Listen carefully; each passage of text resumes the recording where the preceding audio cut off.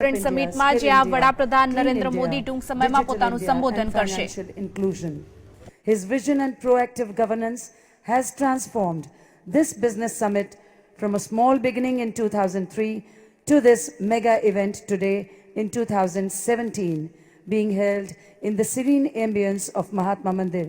We are indeed honored to invite Honorable Prime Minister of India, Shri Narendra Modi, with a thunderous round of applause for his inaugural address.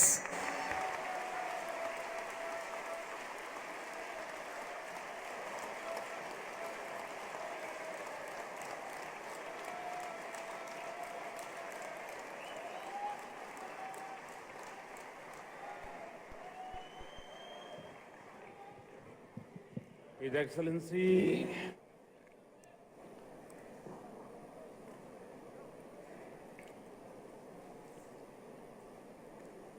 His Excellency, the President of Kenya, His Excellency, the President of Rwanda, His Excellency, the Prime Minister of Portugal, His Excellency, the Prime Minister of Serbia, His Excellency, the Deputy Prime Minister of Russia, many other prestigious global organizations and networks are also partners of this event. I thank you all of this partnership. Your presence is a source of motivation for business leaders as well as young entrepreneurs gathered here. Without your support, this event could not have seen 8 biennial chapters, each better and bigger than the earlier one. The last 3 events have been particularly big. The presence of political and business leaders from more than 100 countries and a large number of organizations from around the world make this a truly global event. I would urge the participants to reach out to each other and to derive the greatest benefit from this summit. You should also visit the trade show and the exhibition where hundreds of companies have showcased their products and processes. Gujarat, the land of Mahatma Gandhi and Sardar Vallabhbhai Patel, also represents the business spirit of India. Through the ages, it had led in commerce and enterprise. Centuries ago, its people went across the 7 seas in search of opportunities. Even today, this state boasts of being the origin of the highest number of our people living and working abroad. And wherever they have gone, they have created a mini Gujarat. We proudly say, જ્યાં જ્યાં વસે એક ગુજરાતી ત્યાં ત્યાં સદા કાળ Gujarat. In other words, wherever a Gujarati resides, there forever resides Gujarat. Gujarat is currently in the midst of the Kite Festival. May the kites inspire us all to fly high. Friends, as I have often said, India's strength lies in 3 Ds: demography, democracy, and demand. Our biggest strength is the depth of our democracy. Some people say that democracy cannot deliver effective and fast-track governance.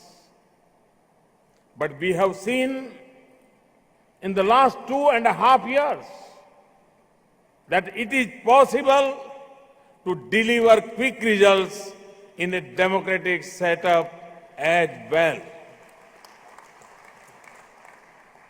Over the last 2.5 years, we have also evolved a culture of healthy competition among states. States are being rated on parameters of good governance.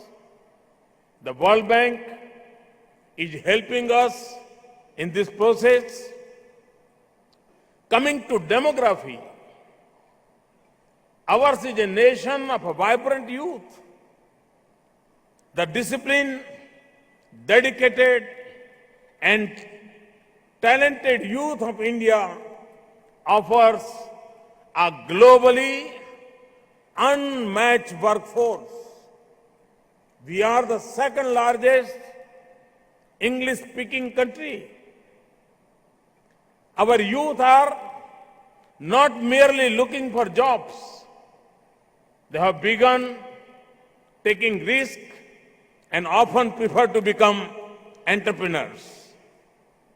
On the demand front, our rising middle class offers a huge domestic market.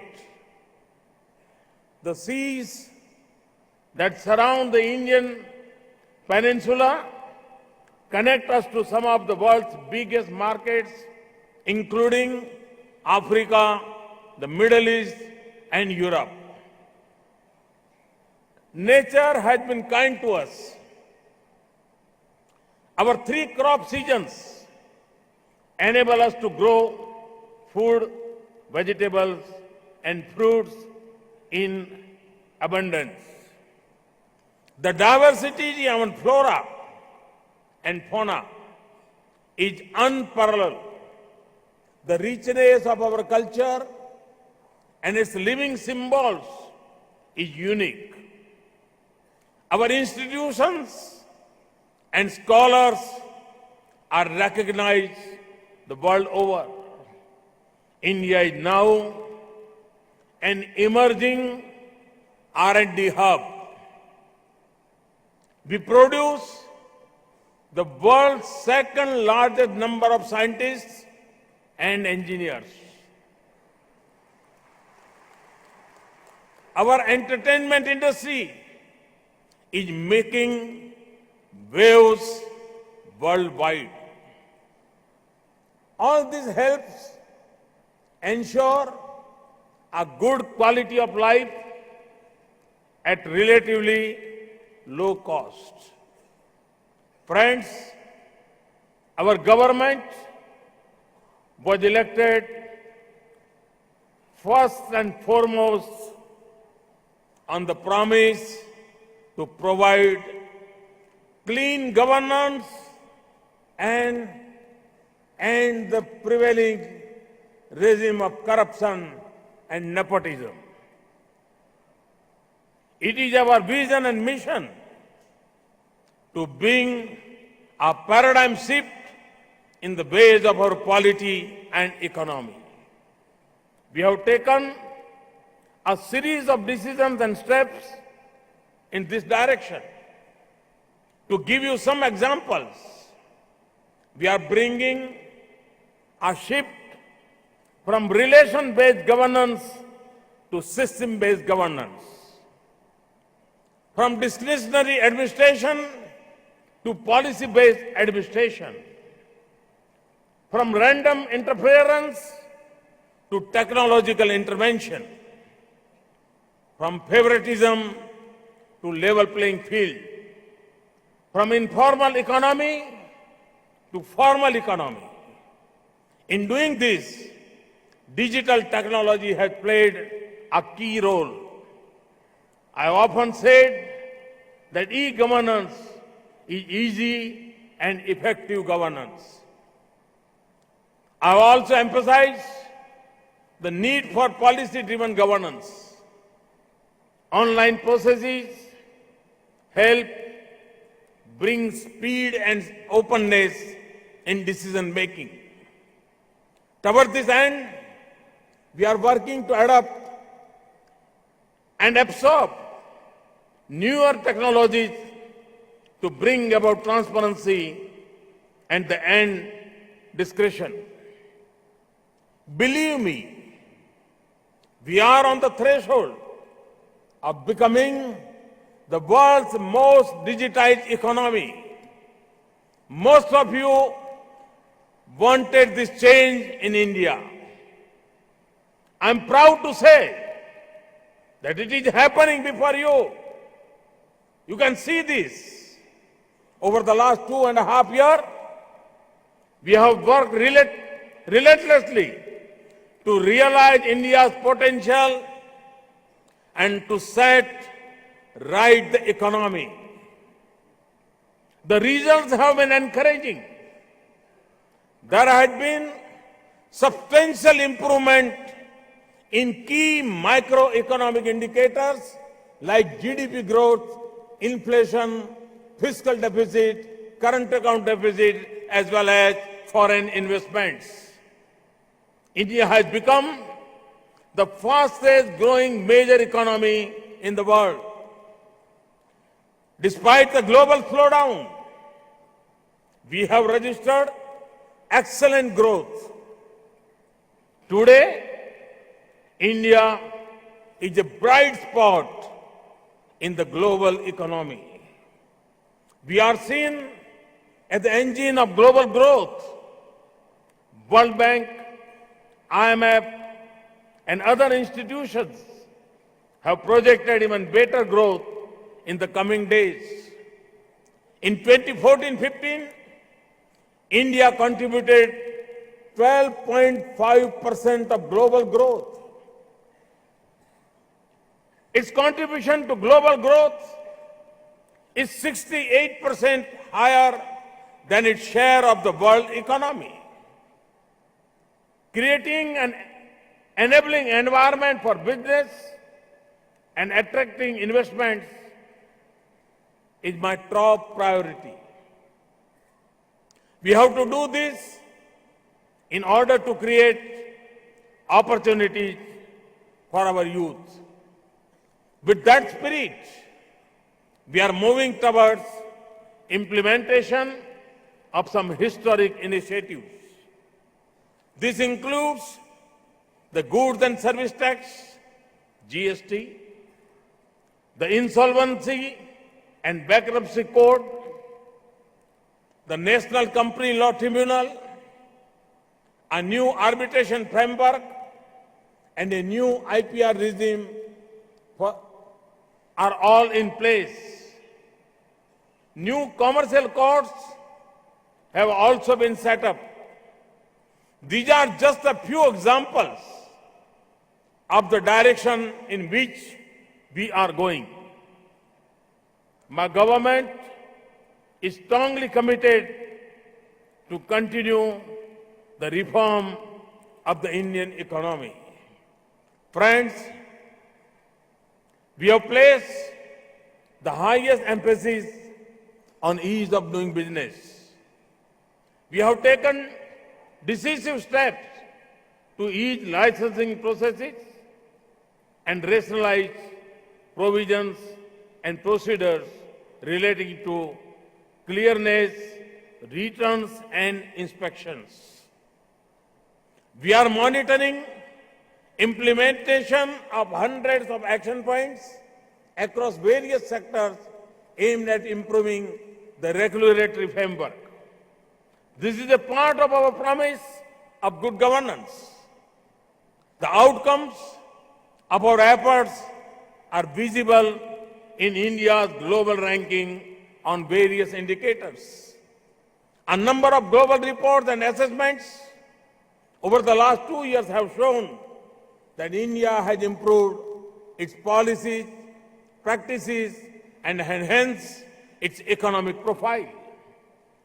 India's rank has improved considerably in the World Bank's Doing Business report.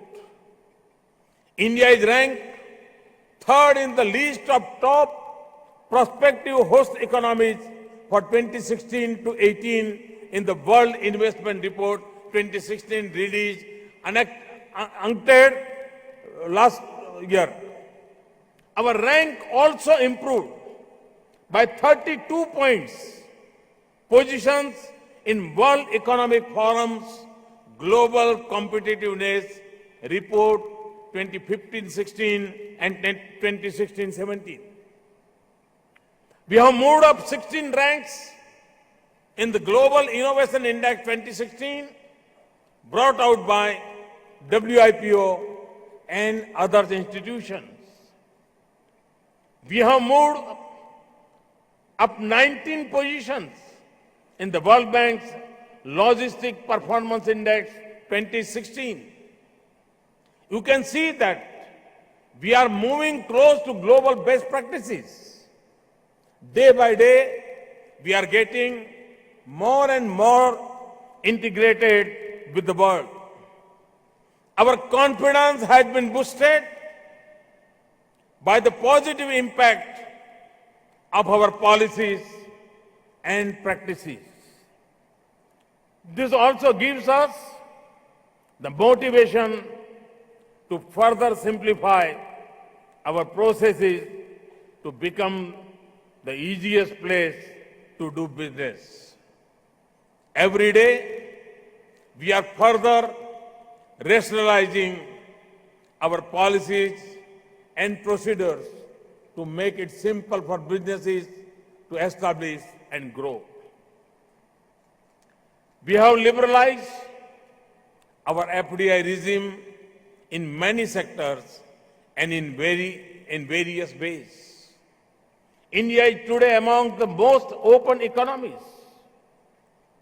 This change in environment has been recognized by both domestic and foreign investors.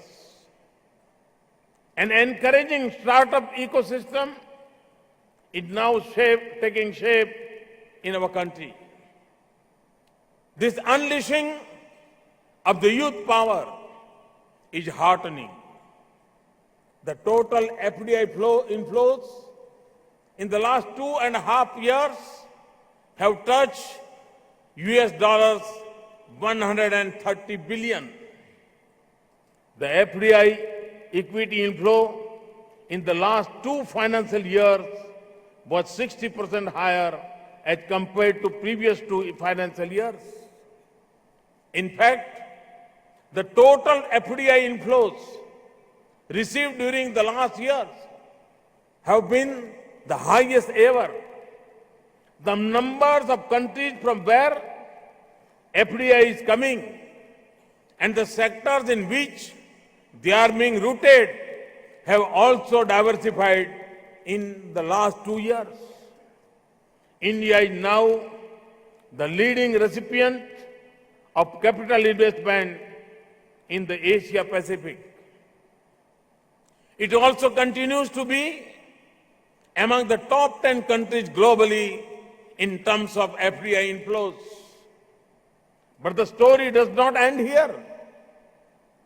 India had left every other country behind in terms of providing return on investment. In 2015, India has risen to first position in the baseline profitability index. Friends, Make in India has become the biggest brand that India has ever had. It is directed towards making India a global hub for manufacturing, designing and innovation. मैं साथियों ये अनुभव करता हूं, मैं दुनिया में जहां जहां गया, मैं अगर 5 बार मेक इन इंडिया बोलता था वहां, तो होस्ट कंट्री के leaders 50 bar make in India बोलते थे।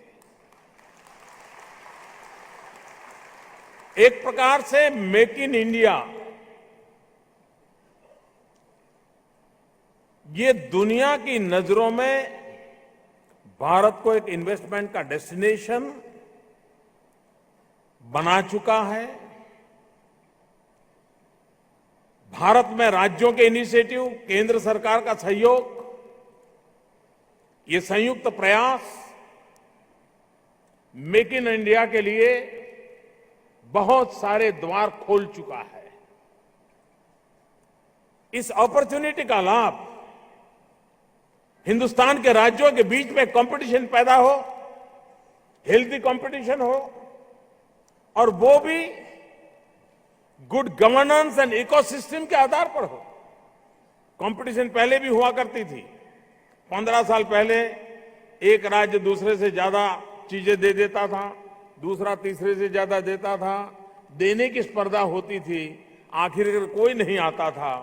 लेकिन जहां जहां गुड गवर्नेंस को बल दिया गया, जहां जहां प्रॉपर इकोसिस्टम पैदा किया गया, जहां जहां रेगुलेशंस को ठीक किया गया, जहां जहां बिजनेस एनवायरनमेंट को फ्रेंडली बनाया गया, वहां पर अधिक मात्रा में दुनिया के बाहर के लोग भी आने लगे। और इसलिए मेक इन इंडिया या दुनिया में कहीं पर भी समझाना पड़े ऐसी स्थिति नहीं है। और मैं गुजरात सरकार को अभिनंदन करता हूं, उन्होंने अपनी प्रोग्रेसिव नीतियों के आधार पर गुड गवर्नेंस को बल देते हुए फॉरेन डायरेक्ट इन्वेस्टमेंट को अट्रैक्ट करने में बहुत ही अग्रिमता सिद्ध की है। गुजरात सरकार की पूरी टीम को इसके लिए मैं बहुत बहुत बधाई देता हूं। Make in India has celebrated its second anniversary recently. I am delighted to share that we have become the 6th largest manufacturing country in the world, up from 9th largest previously. Our gross value added in manufacturing has recorded a growth of 9% in 2015-16. This is much higher than the 5 to 6% growth in the previous 3 years. All this is helping us expand the job market and raise the purchasing power of our people, particularly middle class. But the real potential is even higher. To give you a few examples, India's food processing industry is expected to increase almost 5-fold in the next 10 years. No one can imagine. Similarly, India's low vehicle penetration makes it one of the world's most attractive auto market. At the government level, we have to ensure that our growth process is inclusive and embraces both rural and urban communities. क्योंकि भारत ऐसा देश है, हम गांव और शहर के बीच संतुलित विकास के पक्ष में हैं। हमारी नीतियों का लाभ गांव और शहर दोनों को समान रूप से मिलना चाहिए। और इसलिए हमारी योजना की प्रायोरिटी में भी गांव को भी उतना ही महत्व मिले। हर विकास की यात्रा का अंतिम बेनिफिट गांव गरीब किसान तक पहुंचे, ये हमारा प्रायोरिटी का रहने के कारण सारी नीतियों के केंद्र में उन बातों को हमने बल दिया है।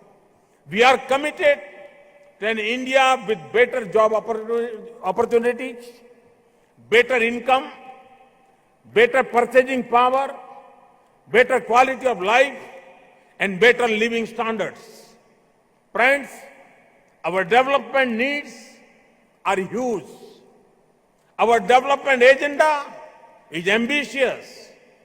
For instance, we want to provide a roof over every head.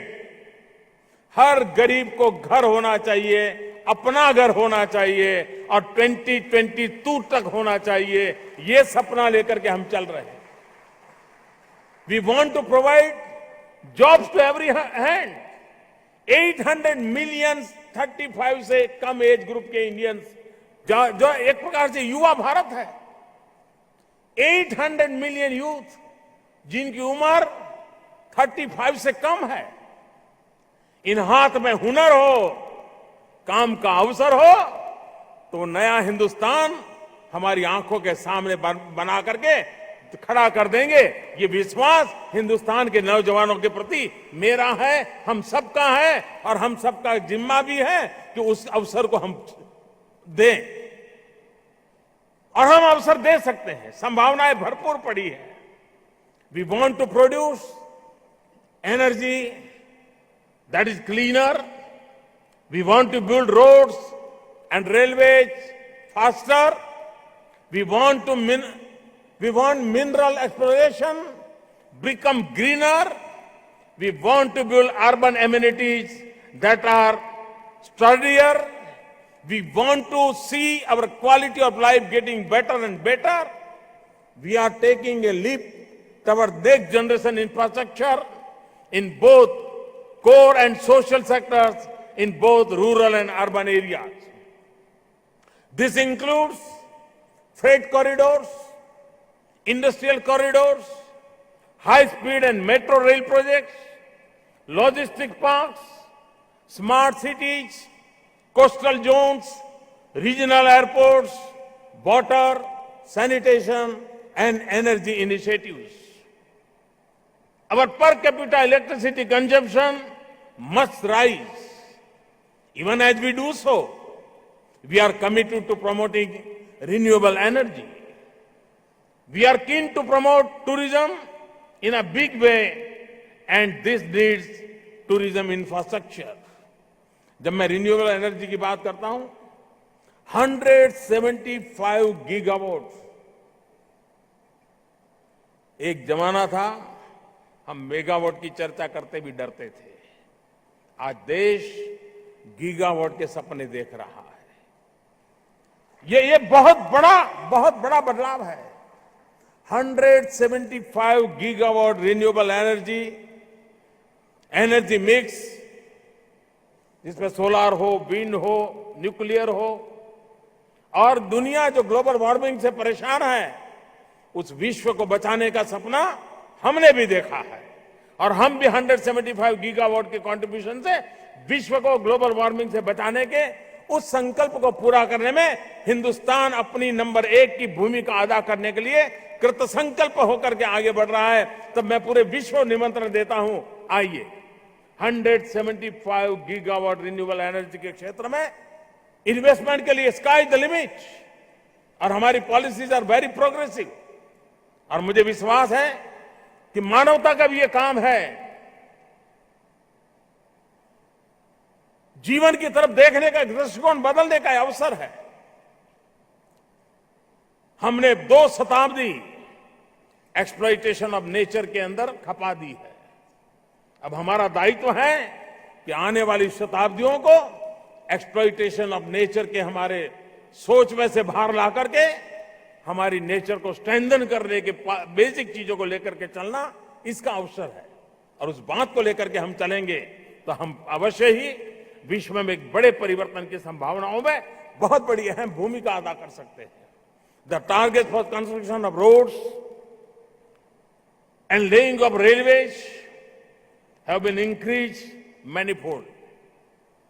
India is going to emerge as one of the world's largest construction markets as it adds millions of homes. All this offers unprecedented opportunities for the investor community.